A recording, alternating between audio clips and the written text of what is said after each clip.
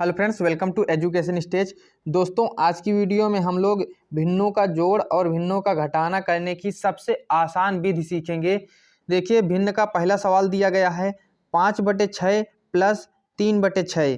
तो भिन्नों में अगर ऊपर वाली संख्या है तो उसको अंश कहते हैं और नीचे वाली संख्या को हर कहा करते हैं। तो अगर भिन्नों के सवालों में दोनों के हर आपस में बराबर हों तो ऊपर वाली संख्याओं को आपस में हम जोड़ सकते हैं।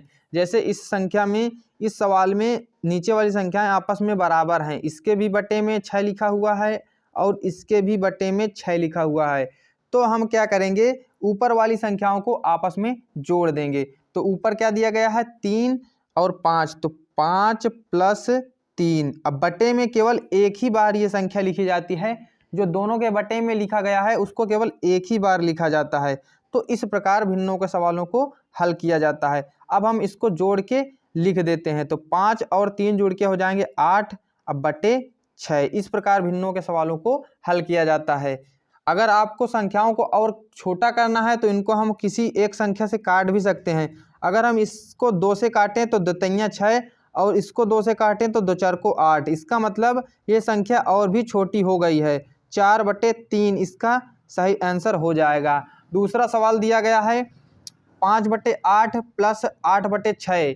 इसमें जो है हमें नीचे वाली संख्या आपस में बराबर नहीं दिख रही है। तो ऐसे सवालों को हल करने के लिए हम लासा लिया करते हैं। लासा लेने के लिए क्या किया जाता है, लासा कुछ इस प्रकार से लिया जाता है। पहले हम दोनों संख्याओं को, नीचे वाली जो संख्या होती हैं उनको इस प्रकार लिख लेते हैं और उनको क्रमवार 2 से 3 से 4 से जिससे भी कटती है उसको काटा करते हैं। तो सबसे पहले हम 2 से इसको काटते हैं, तो 2 4 को 8, 2 तिया 6, इसमें भाग दिया जाता है कुल मिला के। अब फिर से अगर हम 2 से काटते हैं तो 2 दूने 4 और जो संख्या नहीं कटती हैं उनको उसी प्रकार उतार लिया जाता है। फिर अभी हम 2 से काटेंगे तो 2 एकम 2 और ये नहीं कट रही है। अब हम इसको 3 से काटेंगे तो 1 और 1, जब तक 1 1 नहीं आ जाता तब तक हमको ऐसा करना पड़ता है।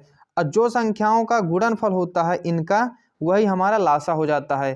तो 2 दूनी 4 दूनी 8 त्रिक 24। इसका मतलब 6 और 8 का लासा जो होगा वो 24 हो जाएगा। तो हम बटे में एक बार 24 लिख देते हैं।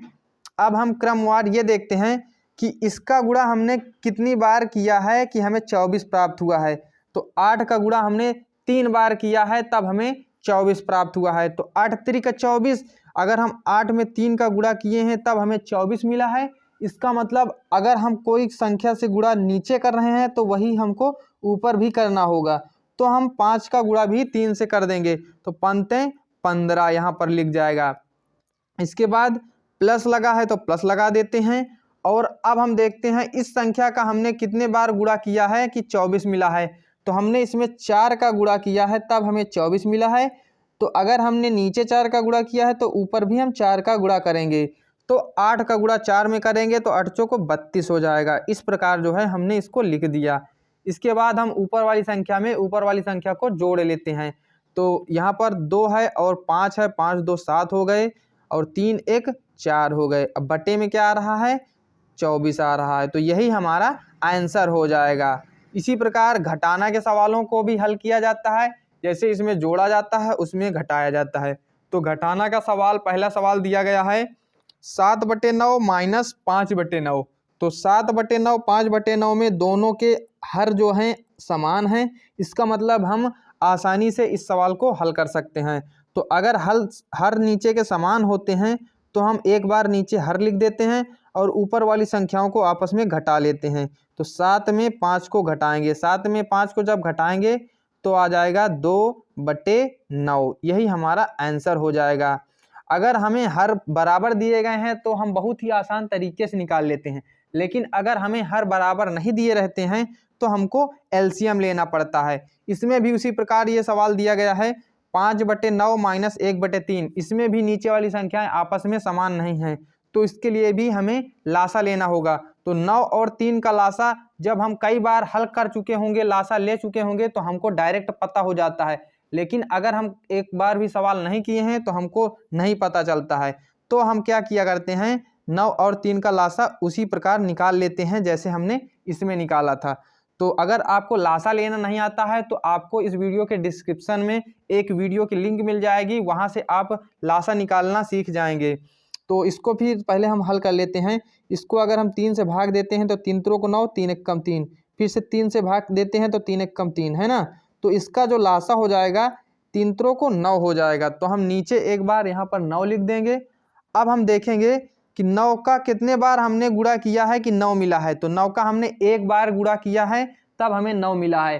तो हम 5 में भी एक बार गुणा कर देंगे, तो 5 एक कम 5, कोई फर्क नहीं पड़ेगा, है ना। तो 1 का गुणा करने पर कोई फर्क नहीं पड़ता है। माइनस है तो माइनस लगा देंगे। अब हमने 3 का कितनी बार गुणा किया है कि हमें 9 मिला है। तो 3 में हमने 3 का गुणा किया है तब हमें 9 मिला है, इसलिए हम ऊपर वाली संख्या में भी 3 का गुणा कर देंगे। तो 1 तिया 3, तो यहाँ पर 3 आ जाएगा। अब हम 5 में 3 को घटा लेते हैं। 5 में 3 को जब माइनस करेंगे तो हो जाएगा 2। अब बटे में जो चल रहा है वो लिख देंगे, तो 2/9 इसका सही आंसर हो जाएगा। इस प्रकार भिन्नों के सवालों को हल किया जाता है। दोस्तों आशा करता हूँ ये वीडियो आपको पसंद आया होगा। अगर आपको वीडियो से थोड़ी सी भी जानकारी मिली है तो वीडियो को लाइक करें और चैनल पर नए हैं तो चैनल को सब्सक्राइब करें। Thank you.